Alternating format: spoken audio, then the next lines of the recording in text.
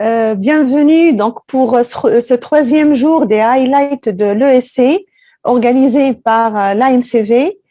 Le troisième jour et l'avant-dernier jour. Ce soir, on a l'honneur d'avoir parmi nous Dr Walid Amara.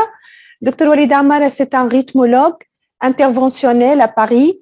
Je ne vais pas tout le temps le présenter parce qu'il est tout le temps avec nous. C'est un ami de la Tunisie, c'est un ami de l'AMCV. Tout le monde maintenant le connaît. C'est un membre très actif sur le web, très actif sur Medscape. Donc, vraiment, j'ai pas quelque chose à dire à propos de Walid. Tout le monde le connaît maintenant. C'est un honneur de l'avoir parmi nous. Il va nous parler ce soir sur les nouveautés dans les guidelines de la stimulation cardiaque et de la resynchronisation cardiaque. Pour cette session, j'ai à côté de moi mon amie Rania Gargouri. Rania et moi, on va essayer de commenter cette session qui va être interactive. Donc, je vous demande de poser au fur et à mesure vos questions parce que les parties, elles sont plus ou moins séparées. Donc, ça nous permet de discuter partie par partie. À la fin de la session, vous aurez comme d'habitude des quiz. Essayez de répondre. Ces quiz sont à réponse multiple parce qu'on a remarqué les deux derniers jours que vous répondez une seule question. Non, ce sont des quiz à réponse multiple. On a des gagnants comme tous les jours. Il va y avoir des prix, bien sûr. Hier, on avait 3 gagnants. Donc, Rania, qui sont ces gagnants-là? Oui, hier, il y avait Omar Masmouti, il y avait Faris Abayez et il y avait Marwan Halwani qui ont remporté Voilà. le quiz. Félicitations pour les gagnants. Aujourd'hui, on espère avoir d'autres gagnants. Et puis, sans trop tarder, je vais passer la parole à mon ami Walid, qui va nous présenter donc les highlights des guidelines cardiac resynchronization and stimulation. À la fin, Rania, elle aura un petit mot, un avant-goût de ce qui va être présenté demain à l'ESC sur les cardiopathies congénitales et anticoagulation. Donc, Walid, à toi la parole. Merci. Et merci encore une autre fois d'accepter notre invitation. Merci beaucoup, merci Salma, merci Rania, merci à tous d'être avec moi ce soir, en espérant bientôt vous voir en présentiel. Effectivement, donc il y a eu cette mise à jour des recommandations, les anciennes dataient déjà de quand même plusieurs années, et elles ont été présentées cet après-midi à 15h30. Donc vous imaginez que c'est très dense et c'est toujours un challenge de vouloir les résumer en quelques slides, mais on va essayer d'y arriver. Bon, on a 3 heures, on a dit, c'est ça, donc on va essayer d'y arriver. Non, je n'ai pas très bien compris. Donc, alors, donc ces recommandations, elles traitent à la fois de la stimulation cardiaque, de la resynchronisation et de tout ce qui peut être associé à ça. Alors, vous imaginez que beaucoup de choses se sont passées en quelques années. Bien sûr, il y a la resynchronisation a évolué, avec toutes les modalités de resynchronisation ont évolué. On reste encore à des sondes via le sinus coronaire pour le moment. Il y a la stimulation ICM qui commence à arriver. Il y a le TAVI, comme il y a entre 5 et 25% des patients avec TAVI qui finissent avec un pacemaker, ça génère pas mal de questions. Il y a le pacemaker sans sonde, etc. Donc, plein de nouveautés qui font que, effectivement, c'était bien de les mettre à jour. Alors, il y a plusieurs chapitres. Le premier chapitre, c'est pas inintéressant, notamment pour ceux qui ne sont pas rythmologues, c'est de savoir comment on évalue en général un patient avant un stimulateur cardiaque. Avant de lui faire poser un stimulateur cardiaque, j'ai trouvé ça super intéressant. Et d'abord, ça paraît basique, mais effectivement, il faut recueillir l'histoire du patient, ses facteurs de risque, ses symptômes, ses antécédents familiaux, ses traitements, l'examiner, faire un ECG, mais également l'imagerie cardiaque, au moins l'échographie cardiaque, mais tout ce qui va être IRM, etc., ça va être du grade 2, ça va être notamment si on a un patient jeune, moins de 60 ans, pourquoi pas faire une imagerie un peu plus détaillée pour mieux évaluer. Bien sûr, l'écho, la fraction éjection, c'est essentiellement de savoir si on doit mettre un stimulateur cardiaque conventionnel ou pas, mais des fois, on peut trouver des étiologies particulières. Alors, cette figure, elle est un peu… il y a plein de figures comme ça dans les recommandations. Le PDF qui fait plus de 100 pages est déjà disponible, il est déjà disponible, oui, sur Ouais. le site de l'ESC. Il n'y a pas encore les slides, mais le PDF est déjà disponible. Et donc, ils disent, voilà, un patient qui a une bradycardie, qui doit être évalué pour un pacemaker, on doit évaluer un certain nombre de choses. Alors, on doit notamment se poser la question, par exemple, est-ce qu'il n'a pas un syndrome d'apnée du sommeil, si par exemple, tout simplement, il a des symptômes. Alors voilà, il faut lui demander est-ce qu'il est fatigué, est-ce qu'il est obèse, etc. Et dans ce cas-là, ils disent qu'il faut rechercher le syndrome d'apnée du sommeil, tout simplement parce qu'il y a des patients qui vont s'améliorer, tout simplement parce qu'on va les appareiller. Un BAV nodal nocturne, une dysfonction sinusale, ça peut s'améliorer juste parce qu'on va l'appareiller. Deuxièmement, ils disent envisager de tester génétiquement certains patients, notamment lorsqu'on a une survenue d'un trouble conductif avant 50 ans, lorsqu'il y a, et donc c'est du grade 2A niveau de preuve C, c'est-à-dire c'est consensus d'experts, il n'y a pas d'études, mais voilà, et si on trouve une mutation chez un membre de la famille, à ce moment-là, évaluer les autres membres de la famille. La biologie, ils reviennent même à des basiques, dire classe 1 niveau de preuve C, c'est-à-dire consensus d'experts, dire voilà, faire une fonction thyroïdienne parce que les hypothyroïdismes peuvent donner des dysfonctions sinusales, rechercher une maladie de Lyme, doser éventuellement la digoxine dans le sang s'il est sous digoxine, faire une calcémie, une kaliémie, éventuellement un pH, pour voir voilà, s'il n'y a pas une anomalie biologique qui peut être associée à une bradycardie transitoire. Sur l'imagerie, je vous l'ai dit, grade 1, c'est au moins l'écho, et grade 2A, notamment chez les sujets jeunes à moins de 60 ans, faire une imagerie multimodalité, notamment l'IRM. Alors, l'exploration électrophysiologique, vous savez que maintenant on en fait de moins en moins, mais on dit, voilà, si un patient qui a une syncope avec une bloc bifasciculaire, on reste à la référence et l'explorer. Alors, c'est grade 2A niveau de preuve B. Ça veut dire que si un HV a plus de 70, on va l'implanter. Mais regarde, dans les détails, vous allez voir que l'implantation sans exploration électrophysiologique qui avait disparu des recommandations va réapparaître chez les patients là, qui sont mis âgés ou fragiles. Pour être honnête avec vous, il y a une semaine, on avait le patient de 85 ans qui avait eu une exploration électrophysiologique normale il y a un peu moins d'un an et qui revenait pour une syncope. À l'époque, on lui avait fait l'exploration électrophysiologique parce qu'on l'a blatté d'un flotteur, on a fait le HV qui était normal. Il revenait pour une syncope, il avait un bloc bifasciculaire. Pour info, on l'a mis à Holter implantable. Et aujourd'hui, je me dis, il est âgé, peut-être qu'on aurait pu lui mettre un pacemaker même sans l'explorer. Donc, je vous remontrerai la figure tout à l'heure. Et puis, ils disent, voilà, bien sûr, ça on le sait déjà, pour évaluer les dysfonctions sinusales, l'exploration électrophysiologique n'est pas très utile, c'est grade 2B, parce que tout simplement, vous pouvez l'évaluer à l'effort et faire éventuellement un test d'effort. Le massage sino-carotidien reste indiqué lorsqu'on a une syncope inexpliquée à plus de 40 ans.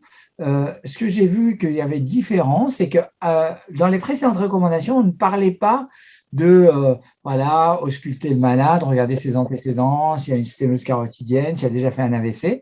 Et maintenant, c'est écrit en petit, mais c'est mis, c'est éliminer une sténose carotidienne. Alors, ils disent, si le patient a déjà fait un AIT, un AVC ou une sténose carotidienne connue, on ne fait pas de massage sino-carotidien. Vous voyez, on ne devrait pas le masser. Et puis, bien sûr, si on l'ausculte, on ausculte toujours avant de faire un massage sino-carotidien.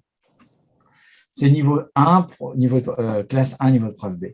On peut faire un tilt test, mais vous savez, voilà, c'est le test tilt test, c'est le test d'inclinaison. On vous incline pendant 45 minutes ou 30 minutes suivant les protocoles. Et si malgré ça, vous n'êtes toujours pas syncopé, vous mettez 2 bouffées natifs frais sous la langue et pour vous déclencher les syncopes vasovagales lorsque, par exemple, la clinique n'est pas typique. Le diagnostic syncope vasovagale est clinique, mais si on veut un élément pour le confirmer, on peut faire un tilt test. C'est encore dans les recommandations, classe 2A, niveau de preuve B. Voilà, ça peut être réalisé. On en fait encore à peu près un par semaine, mais on a du mal à motiver les équipes et les paramédicaux, parce que ça vous bloque une infirmière pendant au moins 1 heure pour le faire. L'épreuve d'effort, si vous avez une bradycardie qui survient à l'effort ou juste après l'effort, classe 1 niveau C, il n'y a pas d'études sur ça.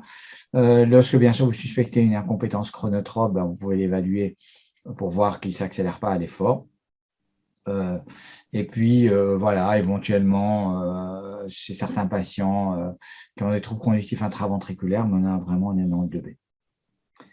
Et bien sûr, l'autre élément important, c'est lorsque ces examens, lorsque l'ensemble de ces évaluations est négative, voilà, on n'a toujours pas obtenu de diagnostic en rose, ben on arrive à enregistrer l'ECG sur des périodes prolongées. Et là, on nous dit soit vous pensez que il fait des syncopes qui récidivent à moins d'un mois, et dans ce cas-là, vous allez utiliser plutôt des moyens non invasifs, des holters longue durée, les patchs maintenant, des fois qui commencent à arriver, des ECG patchs, qui peuvent avoir jusqu'à des fois des durées d'un mois, ou des fois des vestes ECG. Il y a des vestes ECG qui vont arriver sur le marché également, qui vont être reliées en télémédecine et qui peuvent enregistrer l'ECG pendant 28 jours. Donc là, vous évitez de poser le holter implantable. 1A. Et si un niveau de preuve C, parce qu'il n'y a pas eu d'études beaucoup sur les holters longue durée.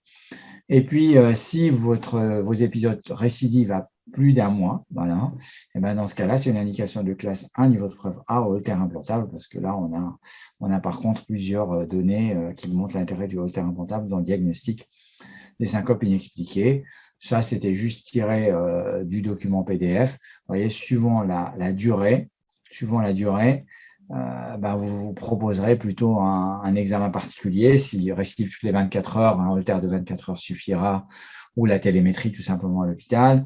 Tous les 3 jours, vous pouvez faire un holter de 3 jours ou 3 holters de 24 heures d'affilée. Sinon, il y a des holters d'une semaine, il y a des enregistreurs d'événements automatiques collés comme des holters ou des ECG patch qui ont des durées des fois d'une semaine ou jusqu'à un mois. Au niveau au niveau automatique, hein, c'est-à-dire pas la montre connectée, enfin, sachant que la montre connectée ou le Cardia, on enregistre nous-mêmes et on va rater le début. Donc, je trouve que les montres connectées, c'est bien pour par exemple, des palpitations, alors que dans la syncope, il va d'abord syncoper, donc c'est un peu difficile d'enregistrer. Alors, au niveau vous voyez, cet algorithme peut paraître complexe, mais en fait, moi, je trouve que d'ailleurs, ils ne l'ont pas présenté aujourd'hui. Je l'ai récupéré sur le PDF. Vous voyez que ce soit dysfonction sinusale ou BAV, vous voyez que globalement, la grande place, l'option de base, c'est le stimulateur cardiaque double chambre, sauf finalement le BAV en FA, où on met un simple chambre ventriculaire, et que bien sûr, quand c'est de la dysfonction sinusale, on active tous les algorithmes qui permettent d'éviter de stimuler le ventricule. Vous savez, c'est tous ces modes AAI, DDD, que maintenant quasiment toutes les marques de pacemaker ont, qui permettent d'être en mode AAI, ça va stimuler l'oreillette, et lorsqu'il y a des onglets bloqués, il va stimuler le ventricule. L'avantage, ça va rarement stimuler le ventricule et rarement induire de l'insuffisance cardiaque et de la désynchronisation ventriculaire. Donc voilà, il montre bien que si vous mettez un VVI à un patient en BAV, vous risquez d'induire le syndrome du pacemaker, la désynchronisation, etc.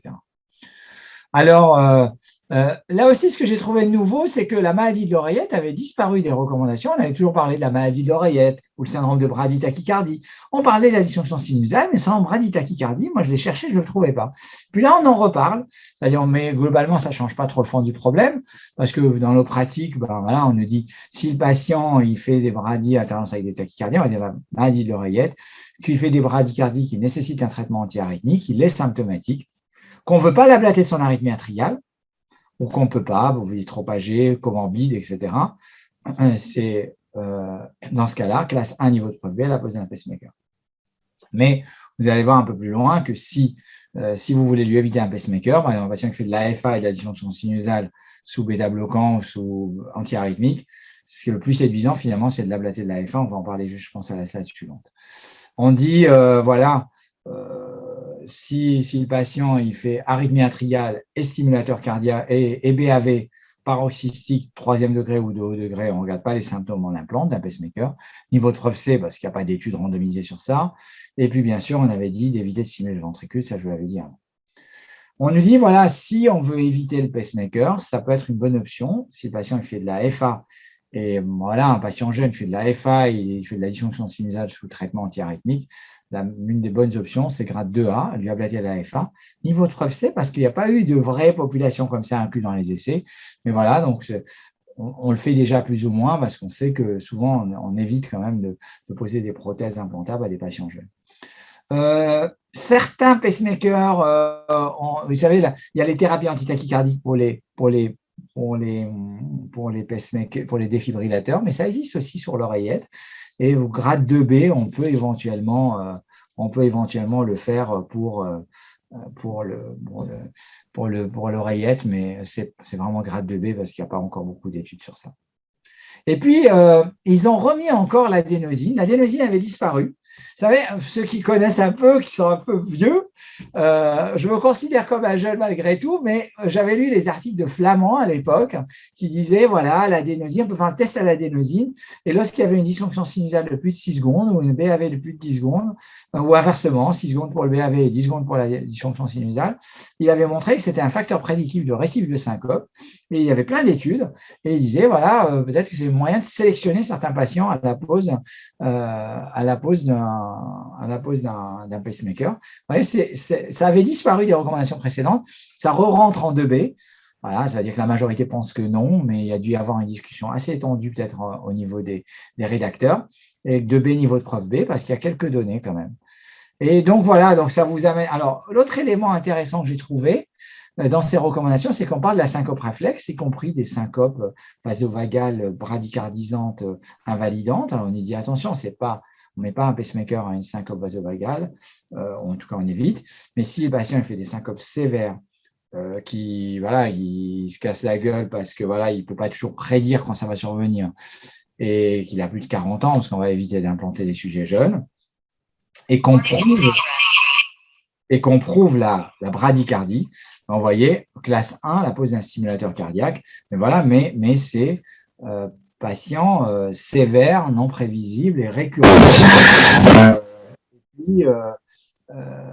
Si on n'a pas enregistré la pause, on peut la documenter. Alors, bien sûr, on peut la documenter par la Holter implantable. On peut rechercher l'hypersensibilité sino-carotidienne au massage sino-carotidien avec une pause de plus de 3 secondes. On peut faire le test à la striadine avec, on avait dit, le BAV de plus de 10 secondes et je ne vois pas très bien.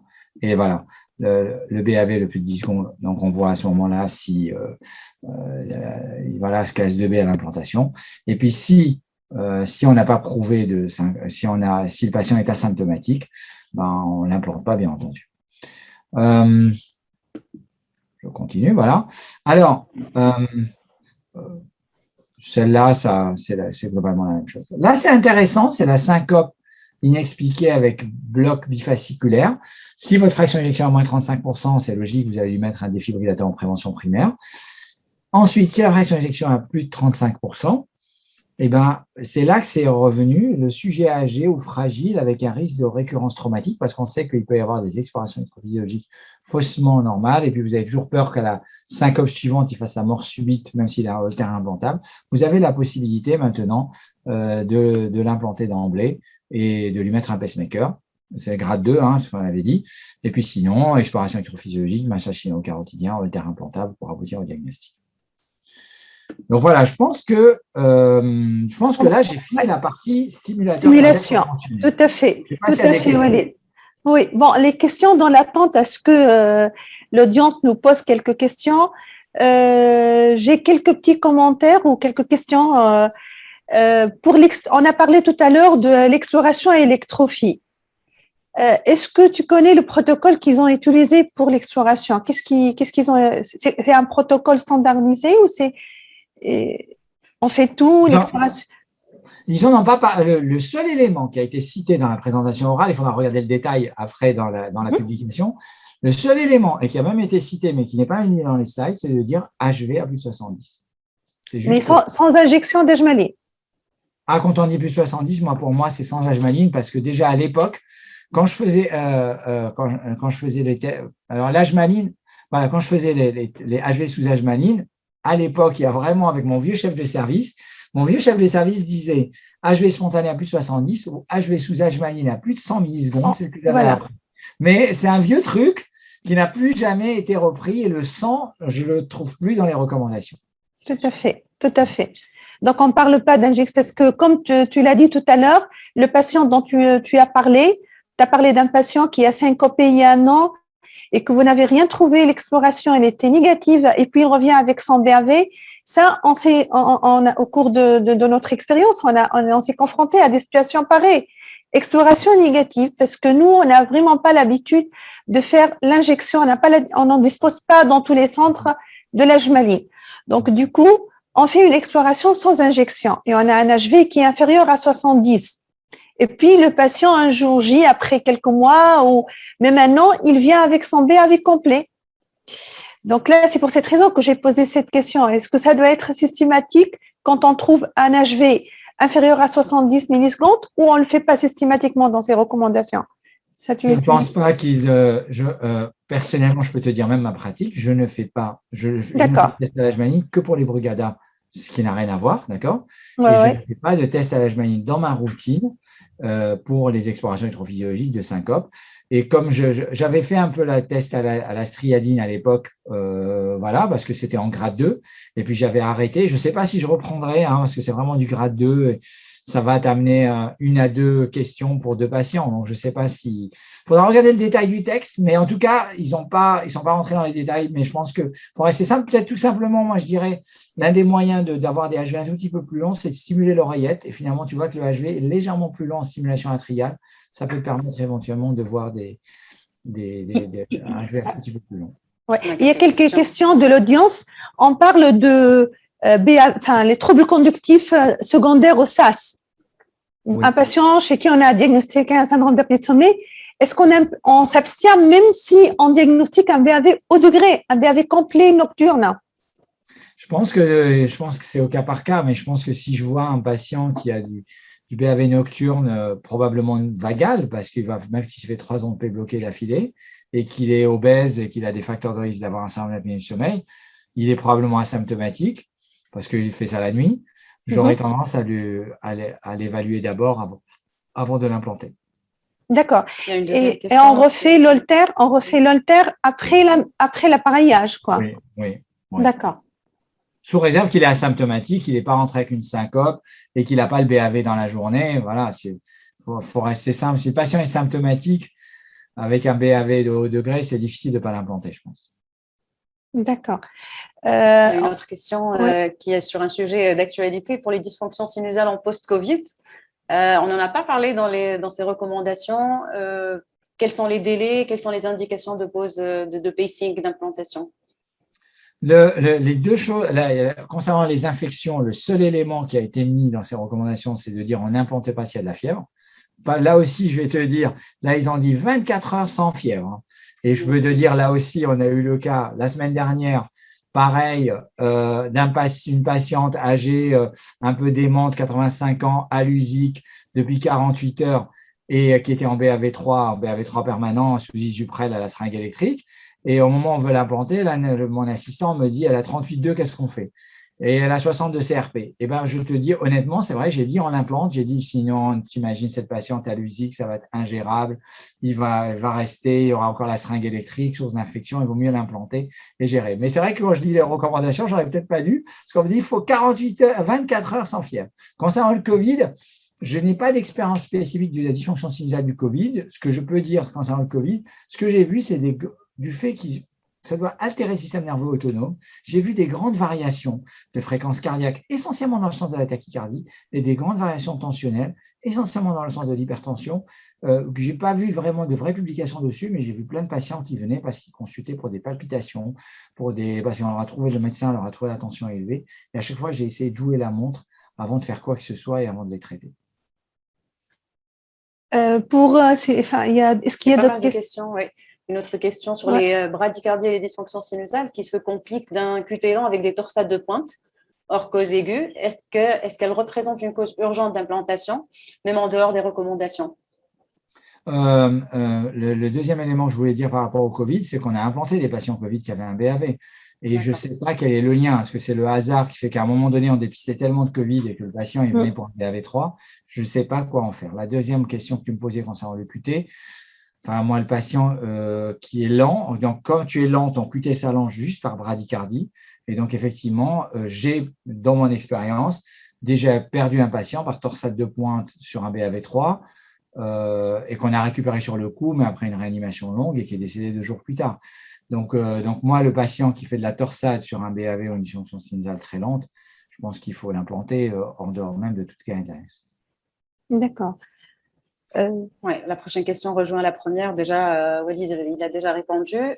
Une dernière question. Donc, le délai de 5 jours en post-infarctus pour l'implantation, ça vous semble correct? Qu'est-ce que vous en C'est pensez? quelqu'un qui connaît les recommandations, parce qu'elle vient de sortir les 5 jours, j'en parlerai tout tout à à l'heure. fait. Bravo. Oui, c'est mis 5 jours. Alors, bien sûr, ils disent, voilà, sauf cas particulier, un gros infarctus antérieur, on peut s'attendre que peut-être qu'on va faire plus court. Voilà. Ouais. On peut éventuellement à ce moment-là dire, normalement on dit on ne met pas de défibrillateur dans le premier mois, mais si c'est un gros infarctus antérieur avec un BAV3, une fraction d'éjection à 20%, peut-être qu'on lui mettra un défibrillateur triple chambre, ils en ont parlé. Mais le délai, maintenant, il est mis à 5 jours, effectivement. Et c'est raccourci. On parle dans ces recommandations, je reviens sur l'holtère implantable qui est quand même indiqué de classe 1A actuellement. Le problème, enfin je ne sais pas en France, est-ce que ce dispositif il est pris en charge par la sécurité ou pas? Oui, c'est pris en charge. Le coût, c'est environ 1 000 € pour un holter implantable et c'est entièrement remboursé. C'est vrai que là, il n'y a pas de limite. Et non seulement on le met dans l'indication de syncope, et la grosse indication qui monte, c'est la diagnostic d'AVC inexpliqué. Alors, il y a une étude négative, il me semble, aujourd'hui, qui a été présentée, mais je n'ai pas eu le temps de la regarder. Mais voilà, donc c'est le fait que ça soit remboursé. Mais les prix sont variables d'un pays à l'autre. En France, c'est 1 000 € pour le holter implantable, 1 000 € pour un pacemaker. Au Japon, c'est 10 000 € pour le holter implantable. Non, en Allemagne, c'est 10 000 € pour le holter implantable et 1 000 € pour le pacemaker. Donc, les prix sont un peu magiques et différents d'un pays à l'autre. Nous aussi, c'est quand même beaucoup plus cher qu'un pacemaker et ce n'est pas pris en charge par les sécurités. Et là, j'espère que les gens de la CNAM, ils nous entendent. Il faut qu'on en discute avec les sociétés savantes en Tunisie parce qu'ils trouvent toute sa place dans le dépistage. C'est surtout faire le lien entre les symptômes et le trouble conductif. Et c'est ça, toute la difficulté, surtout en cas de dysfonction sinusale. C'est faire lien entre, parce qu'on n'a pas le droit d'implanter à titre préventif finalement. Ouais. Surtout quand il s'agit de sujets jeunes. Alors, je vais à la suite alors. D'accord. Alors là, la parole. Ça concerne les recommandations. Ça concerne la resynchronisation. Alors, la première chose qu'ils ont signalé, c'est que cette année, ils se sont synchronisés avec les recommandations d'assurance cardiaque, parce que précédemment, quand les recommandations ne sortaient pas en même temps, il y avait des différences entre les différentes recommandations. Par exemple, resynchronisation, c'était 2013, assurance cardiaque 2016, donc ils ne disaient pas la même chose. Donc, cette année, les 2 recommandations tombent en même temps. Donc, il y a une concordance sur les recommandations. Alors, bon, plusieurs éléments. D'abord, on dit, si le patient a une indication de DAI et qu'il a, si le patient a une indication de DAI et il a une indication de pacemaker, on lui met un défibrillateur triple chambre. Par contre, s'il a une indication de triple chambre, on ne met pas systématiquement un défibrillateur, on peut mettre un pacemaker triple chambre, et c'est là que c'est nouveau, c'est du 2A, c'est-à-dire on va discuter au cas par cas de savoir quand est-ce qu'on met un DAI ou pas, DAI triple chambre ou pacemaker triple chambre, et la conséquence pour les non-rythmologues, sachez que c'est pas le même coût, c'est-à-dire que c'est un défibrillateur, ça va coûter au moins 3 à 4 fois plus qu'un pacemaker triple chambre, donc c'est quand même un enjeu même de santé publique, de savoir à qui le mettre. Je vais le préciser juste dans la slide suivante. Deuxième élément, lorsque les patients ont une fréquence cardiaque rapide et qui sont en FA et qui ont une fraction d'éjection modérément altérée, mid-range, eh ben, on peut leur mettre un pacemaker, un triple chambre, un biventriculaire, plutôt qu'un simple chambre, donc un stimulateur biventriculaire. Donc, c'est du 2 à niveau de preuve C. Ça va être, à mon avis, renforcé par l'étude que je vous montrerai tout à l'heure si on a le temps. Parce que voilà, il y a une étude qui s'appelle la PAF-CRT qui a été présentée, mais qui n'est pas dans ces recommandations. Alors ça va vous intéresser parce qu'effectivement, au cas par cas, on va dire, est-ce qu'on met un pacemaker triple chambre, est-ce qu'on met un défibrillateur triple chambre? Dans les recommandations sur l'insuffisance cardiaque, si j'ai bien retenu de ce que j'ai vu le premier jour de l'ESC, en cas de cardiopathie ischémique, c'était en classe 1, Et en cas de cardiopathie non ischémique, c'était en classe 2A. 2A. Et donc ça, c'est suite à Madit CRT, etc. Donc il y avait des études qui montraient que vraisemblablement en cas de cardiopathie non ischémique, peut-être, on peut commencer à avoir des doutes. Mais le raisonnement, il va être un peu plus compliqué, c'est-à-dire on dira, on préférera un pacemaker qu'un défibrillateur si c'est un non ischémique, s'il a une espérance de vie courte, s'il a plusieurs comorbidités, s'il a un insuffisance rénale et plutôt sévère, et si le patient préfère mourir d'une mort subite, par exemple. Alors, il n'y a pas un algorithme précis, il n'y a pas des points pour dire au cas par cas, donc bien sûr, on va raisonner. C'est un patient d'ailleurs, même dans l'étude Madit CRT, les patients de moins de 65 ans, les plus jeunes, on va dire, parce qu'il y avait dans l'analyse en sous-groupe, les plus jeunes bénéficiaient du défibrillateur quand même. Donc, ça veut dire, en gros, si tu es jeune, même si tu as une cardiomyopathie dilatée, j'ai des histoires de chasse dans mon histoire avec les patients suivis en télécardiologie avec les défibrillateurs. Les patients jeunes qu'on a implantés pour une cardiomyopathie dilatée, ils peuvent faire un trouble du rythme et on est content de leur avoir mis un défibrillateur. Donc, c'est juste pour vous donner que c'est pas, économiquement, en Europe, on dépense beaucoup de sous et vous êtes obligé de compter vos sous pour bien décider. Vous mettez l'argent sur les ablations de FA ou sur les défibrillateurs en prévention primaire. Donc, c'est vrai, ça, c'est un élément sur lequel il faudra raisonner au cas par cas. Alors, pour une fois, on commence à nous parler d'autres options et on commence à parler de la stimulation ischienne.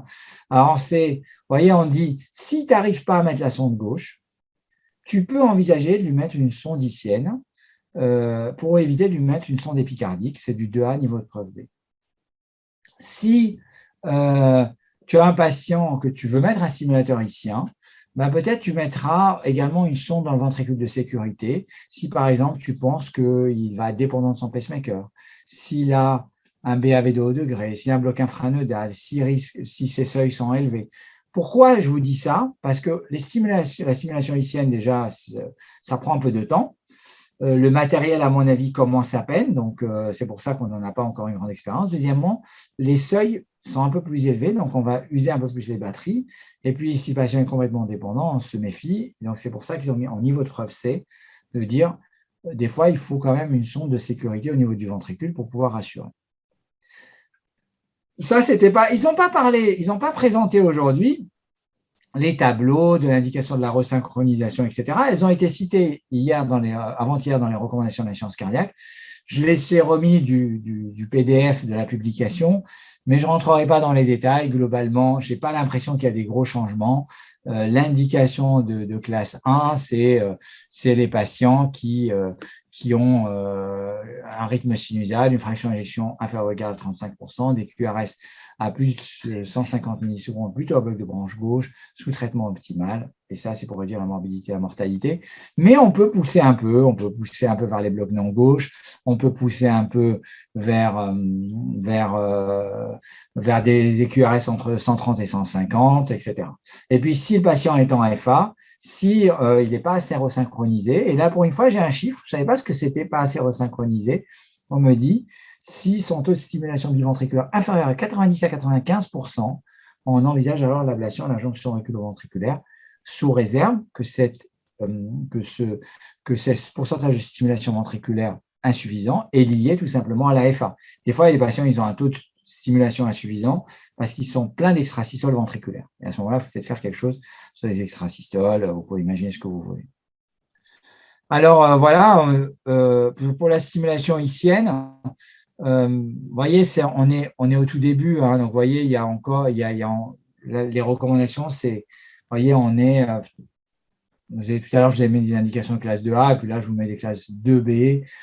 Si par exemple, tu veux faire du contrôle de fréquence et que tu veux mettre un stimulateur cardiaque et que tu as de l'insuffisance cardiaque, bon, tu peux faire de la stimulation ischienne, mais c'est du 2B.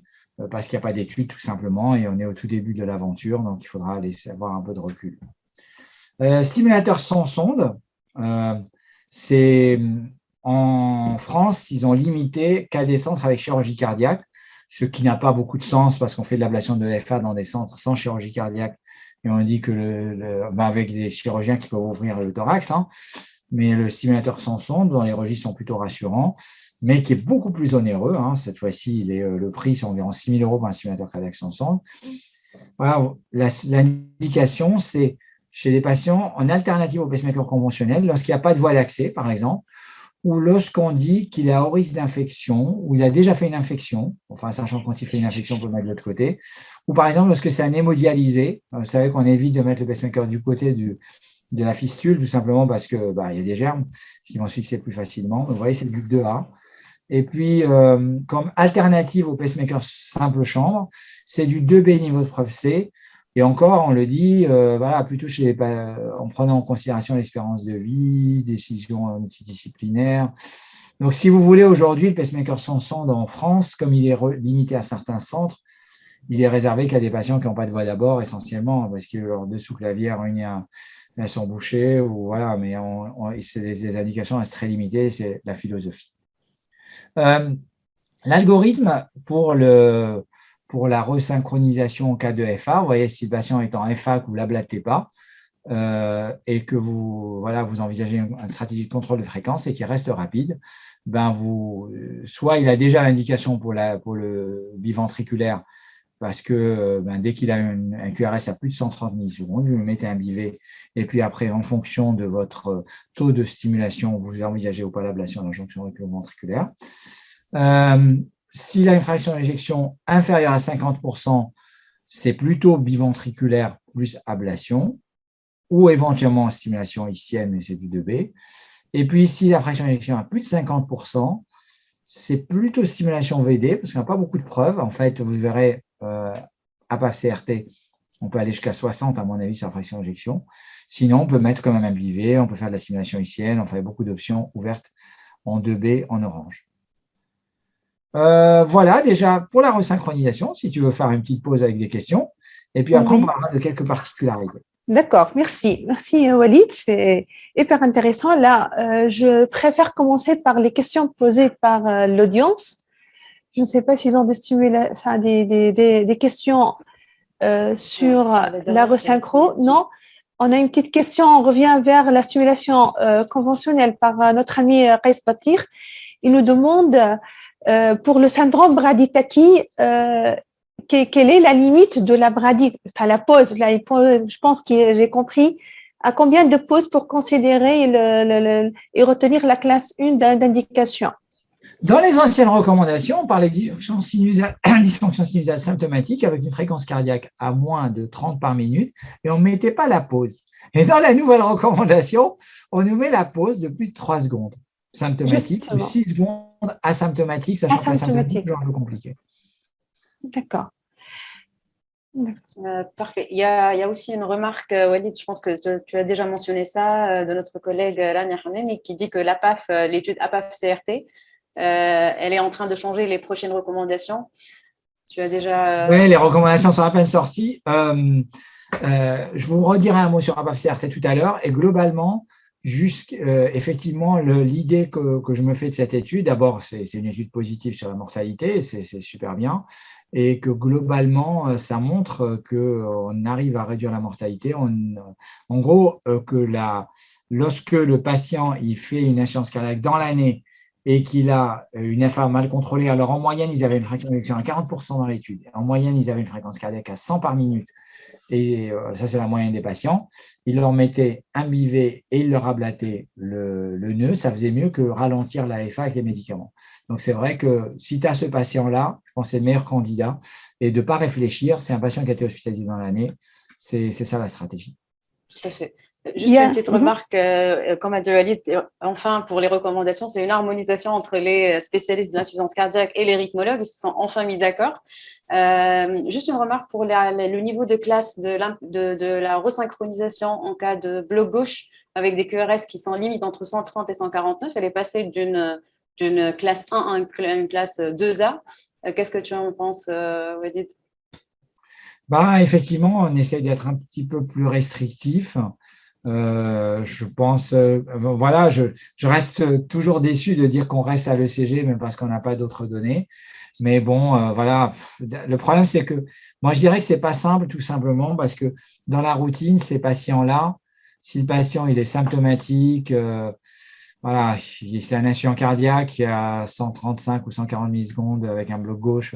Je pense que dans la routine, tout le monde va l'implanter. C'est pour ça que c'est le 2A et que le niveau de preuve est lié à la preuve dans les études cliniques. Et voilà, c'est pour ça qu'il y a une différence de niveau de preuve.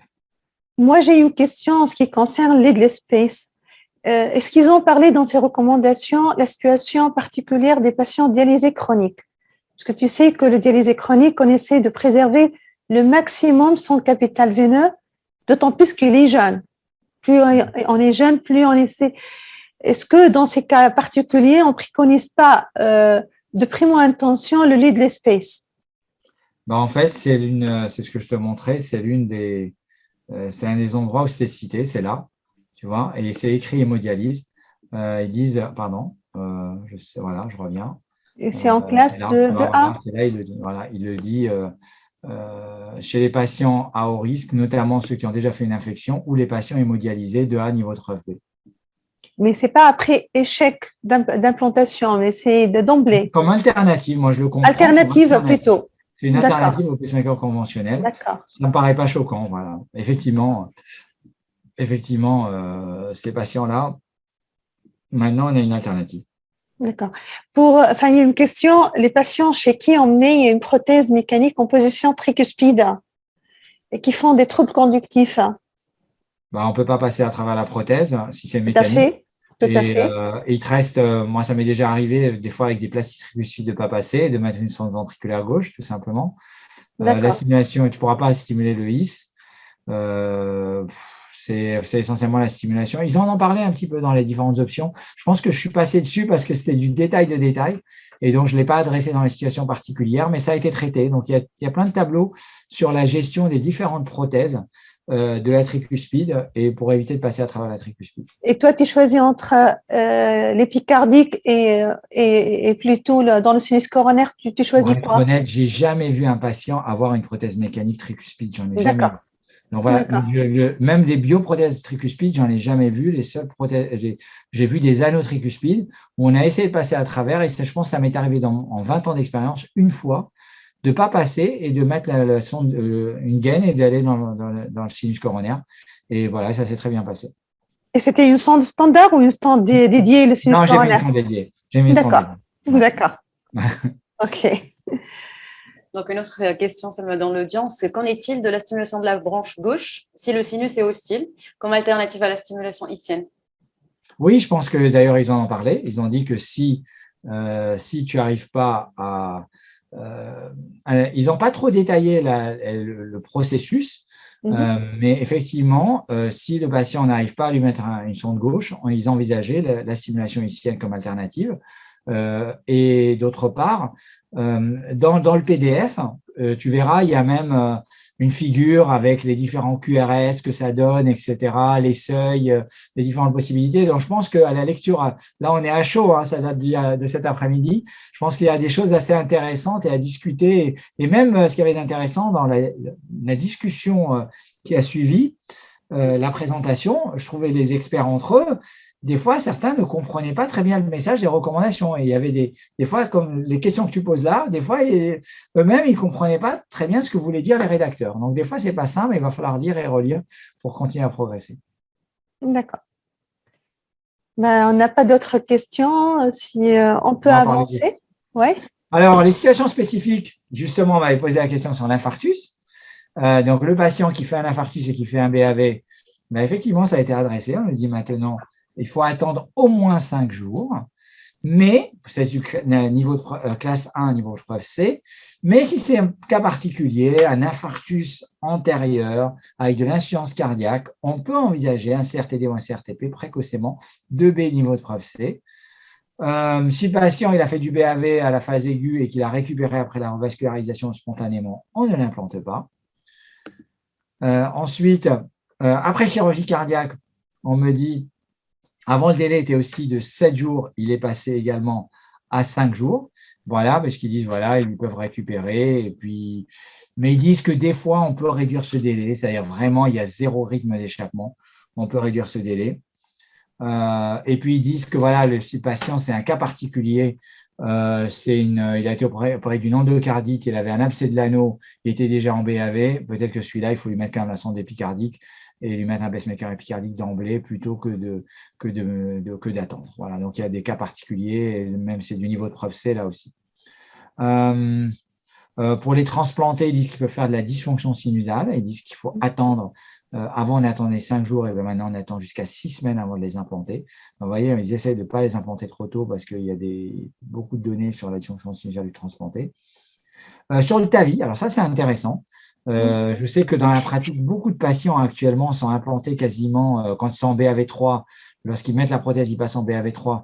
Ils les implantent des fois dans l'heure qui suit. Ils passent d'une salle à l'autre.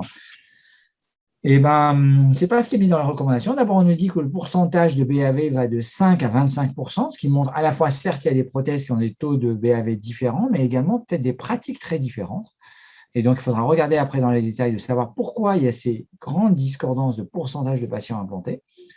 On nous dit qu'on les implante, bien sûr, en cas de BAV de haut degré persistant, et persistant, c'est-à-dire 24-48 heures post-procédure, ou en cas de bloc alterne, c'est-à-dire il a bloc gauche, bloc droit, celui-là, classe 1, la pose d'un pacemaker.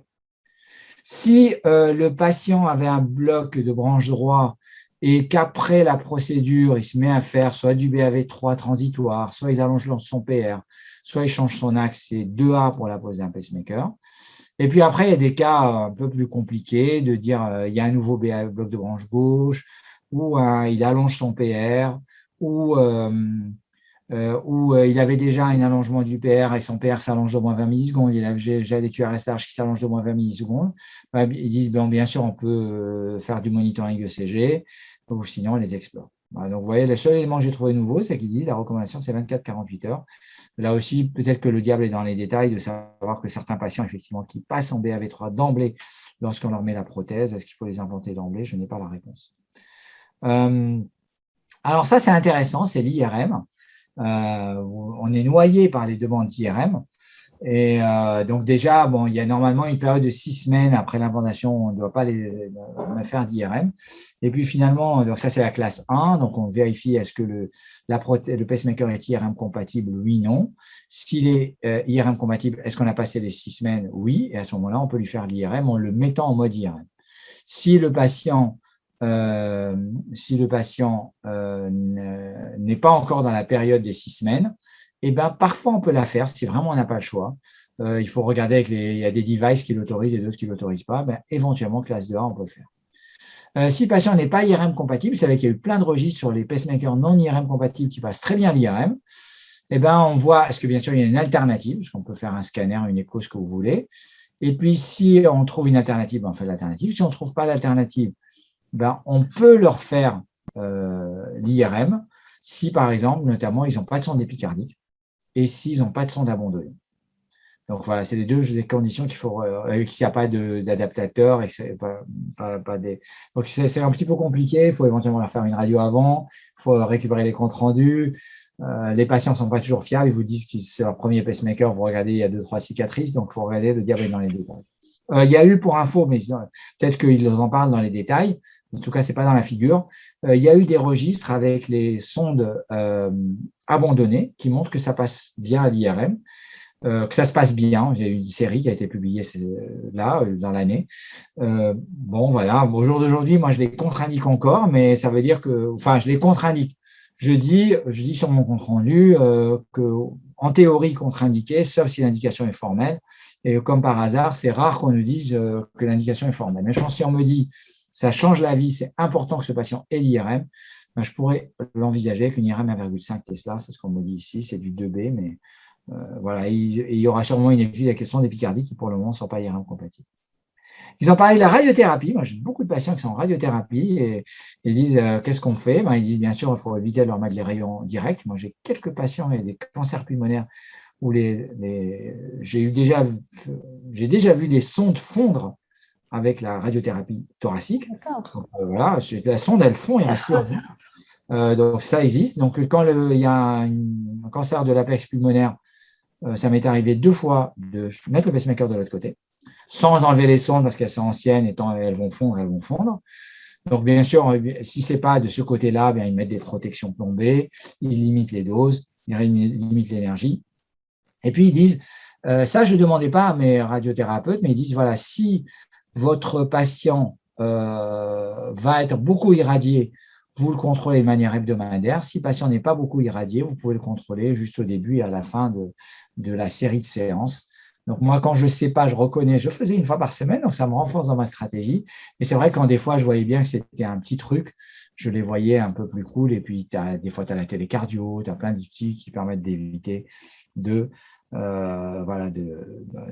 de les revoir trop souvent. Voilà, ça c'était le message particulier, c'était ce que je voulais vous passer comme message sur les recommandations. Je prends encore les questions et après on passera à quelques études nouvelles. Oui, bon, je ne sais pas si on a quelques questions, mais je préfère qu'on ait, peut-être si on n'a pas des questions, Alani, est-ce que tu as un commentaire? Ça c'est clair, les cas particuliers, les situations particulières, claires et nettes. Je pense qu'on doit profiter de toi pour que tu nous présentes les highlights de l'étude APAF. Ouais. Parce qu'il ne reste pas beaucoup de temps.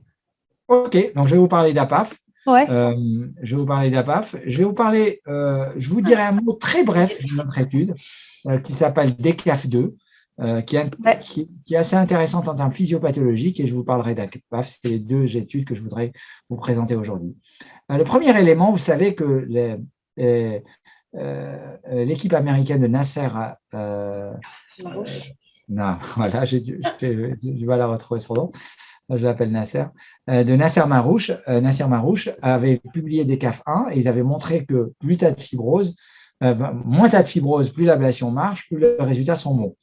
Et puis là, ils vont plus loin. Ils disent, bon, maintenant, si moins il y a de fibrose, est-ce que si on isole la fibrose, ça va marcher?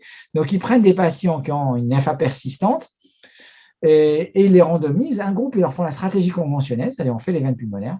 Et un groupe, on va faire l'ablation ciblée sur la fibrose, c'est-à-dire qu'on dit à l'ablateur, tu prends la zone de fibrose et tu me l'isoles, c'est-à-dire tu brûles autour et tu ne t'occupes pas des veines. D'accord? Voilà. Alors, 400 patients dans chaque groupe, tout le monde a une IRM au début, tout le monde a une IRM au bout de 3 mois et on les suit pendant 1 an et demi et on voit les récurrences de FA. Et le critère primaire, c'est les récidives de FA enregistrées par tous les outils possibles, y compris les montres connectées. Et la différence est non significative. Il n'y a pas de différence entre les deux groupes en intention de traiter. Donc, ça veut dire que pour le moment, vous restez aux veines pulmonaires. Mais il y a quelques pistes de réflexion, c'est-à-dire, ils ont montré notamment que chez les patients qui ont une fibrose à moins de 20%, moi, mes radiologues m'ont dit, moi, je ne peux pas te faire l'IRM pour évaluer la fibrose, c'est un protocole spécifique, je ne peux pas le faire. Donc, vous rediscuterez avec vos radiologues, mais pour le moment, ils n'ont pas pu me faire l'évaluation de fibrose comme il l'a fait Nasser. Si tu as une fibrose à moins de 20%, pour chaque 1% d'encerclement de la fibrose, tu gagnais en termes de rythme sinusal. Donc, peut-être que ça vaut le coup de cibler la fibrose à des stades très précoces. En fait, ils ont montré que les patients qui n'avaient pas beaucoup de fibrose, le résultat quand ils faisaient l'IRM à 3 mois se maintenait. Ça, globalement, on arrivait à avoir des lignes d'ablation qui se maintenaient sur le temps. Alors finalement, quand il y a beaucoup de fibrose, tu as l'impression que tu tires dans le vide, c'est-à-dire qu'à la fin, ce n'est pas corrélé. Tu as l'impression que les lésions ne se maintiennent pas. Donc voilà, donc c'est un truc, c'est intéressant de raisonner, c'est un truc qui va nous donner des pistes. C'est une grande étude avec vraiment des très belles imageries, etc.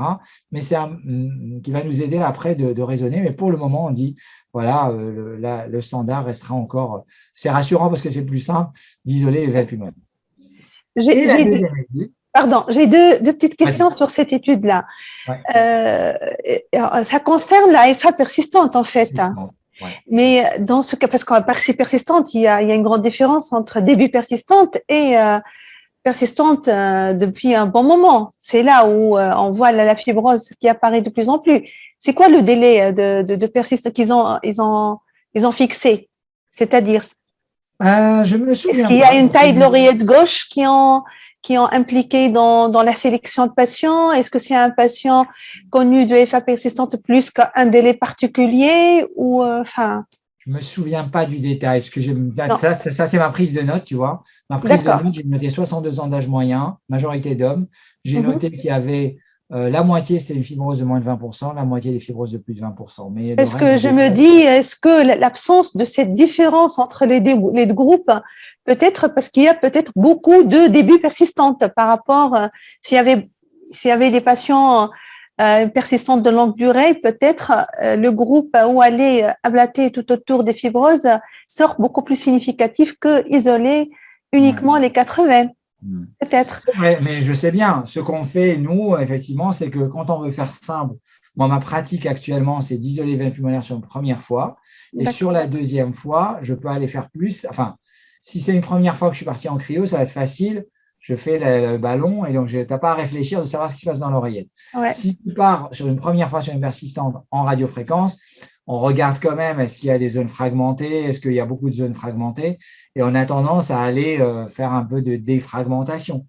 Mais même si ce n'est pas basé sur grand-chose, en tout cas, ce n'est pas dans les recommandations. Si tu regardes, les recommandations de l'AFA ne sont pas très anciennes. Ils citaient toutes les options, mais ils ne se prononçaient pas sur la meilleure option. Mais je suis d'accord avec toi. Ça donne une idée, et puis on verra. Et la deuxième question, c'est juste ça. Est-ce que le protocole utilisé ou la technique d'ablation, est-ce que c'est la cryo ou la radiofréquence? En cas de ils n'ont pas détaillé. Ils ont dit ils n'ont pas détaillé. D'accord. Ils n'ont pas détaillé. Non, bien sûr. Si visaient la fibrose, ils utilisaient l'un des systèmes de radiofréquence. Ils ont été sponsorisés par tout le monde. Donc, ils avaient tous les sponsors de Ritmo, y compris Siemens et General Electric. Donc, ils étaient sponsorisés par tout le monde. C'était initié par les investigateurs dans 3 continents, 44 pays. Et ils avaient Abbott, Boston, le troisième, Biosense, et ils avaient GE, Siemens comme sponsor. Donc, ils n'ont pas dit quand ils faisaient les veines, est-ce que c'est possible qu'ils faisaient de la cryo ou pas. Ils n'en ont pas parlé, mais ils montraient les photos avec les lignes autour. Donc, à mon avis, donc c'est radiofréquence. D'accord. Et bien sûr, dans la fibrose, c'était de la radiofréquence. Donc, à mon avis, il n'y avait pas beaucoup de cryo, quasiment pas. D'accord. Alors, à toi la parole pour la deuxième étude APAF. Alors, APAF, CRT, en fait, c'est une étude, ils avaient déjà publié la première partie de l'étude dans l'European Heart Journal.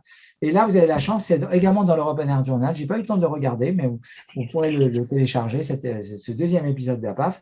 En fait, c'est la question qui se pose, est-ce que pour ralentir un patient insuffisant cardiaque en général, on ne parle même pas de fraction d'éjection, est-ce qu'il vaut mieux lui mettre un pacemaker biventriculaire, lui ablater la jonction, ou plutôt le ralentir par des médicaments? Dans leurs critères d'inclusion, ils prennent une FA qu'on a jugée permanente, c'est-à-dire qu'il y a plus de 6 mois de FA. Soit on a déjà essayé de l'ablater, il n'y avait que 10% des patients qui avaient déjà essayé d'ablater. Soit on a dit d'emblée, on ne l'ablate pas. Donc c'est la majorité des patients. Ils sont en FA.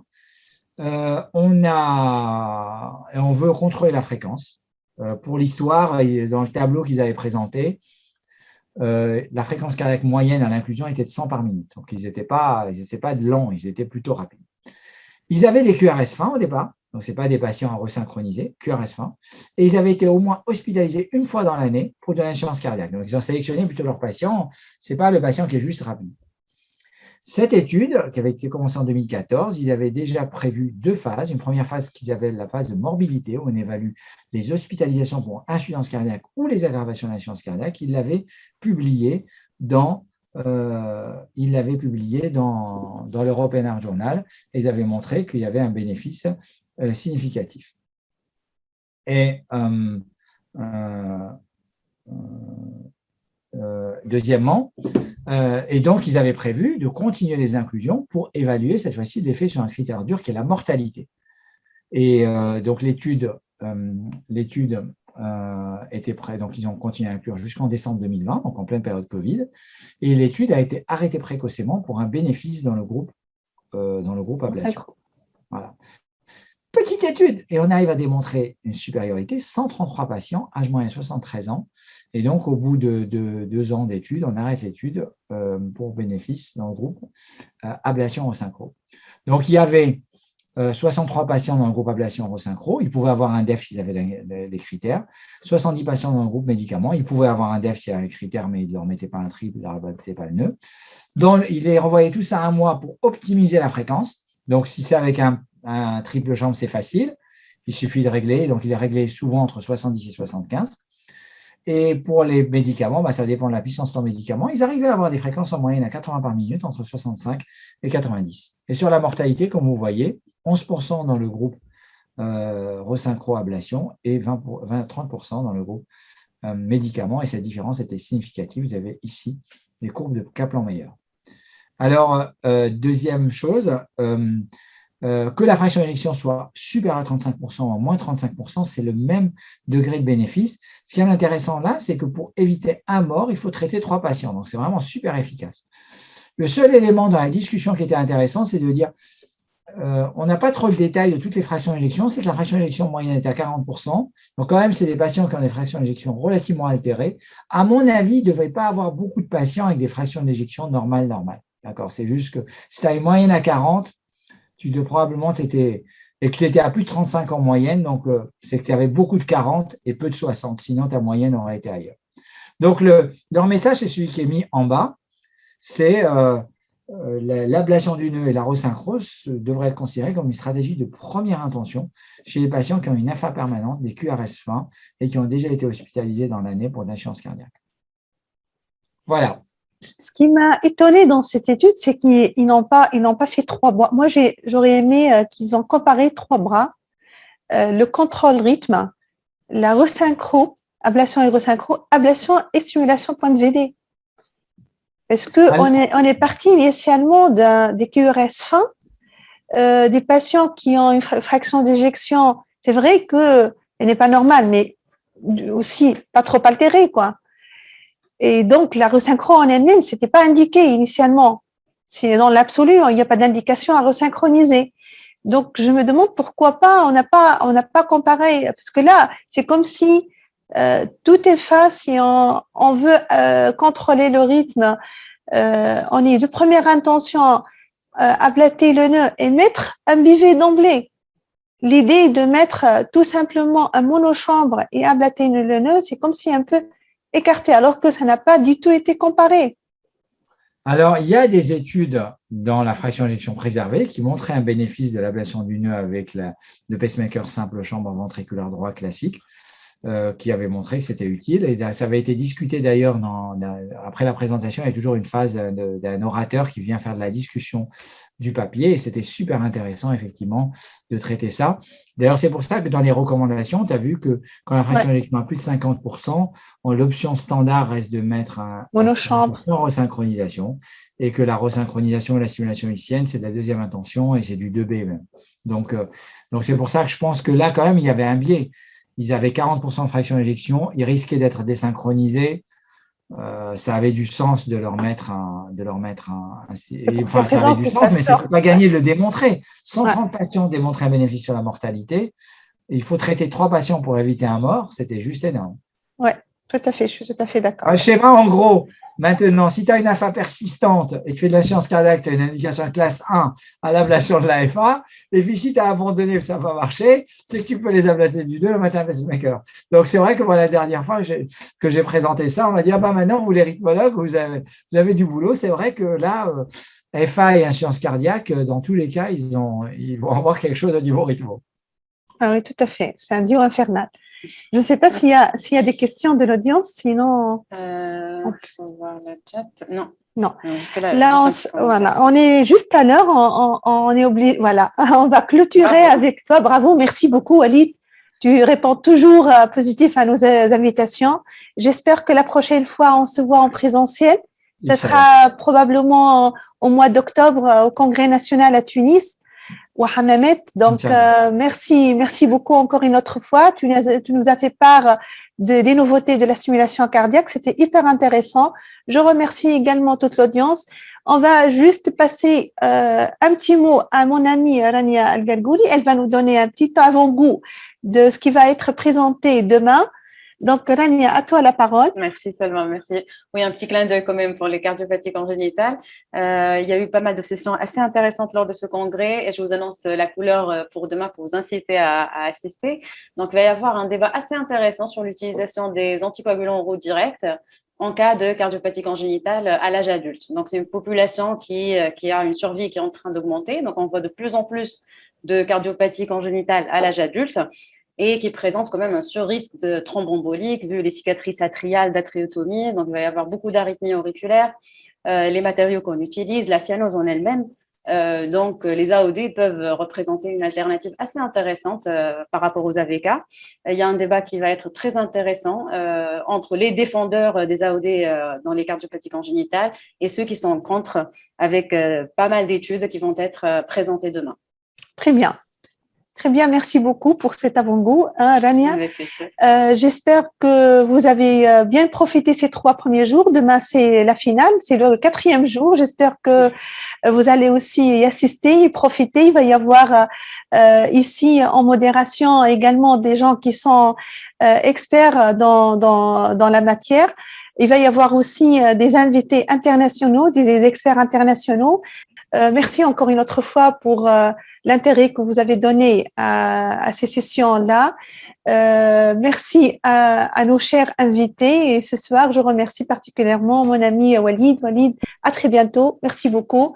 Bonne soirée et bonne garde pour toi. Et à bientôt. Ciao, merci, Rania. Merci encore une fois. C'est un plaisir. Merci, bye bye.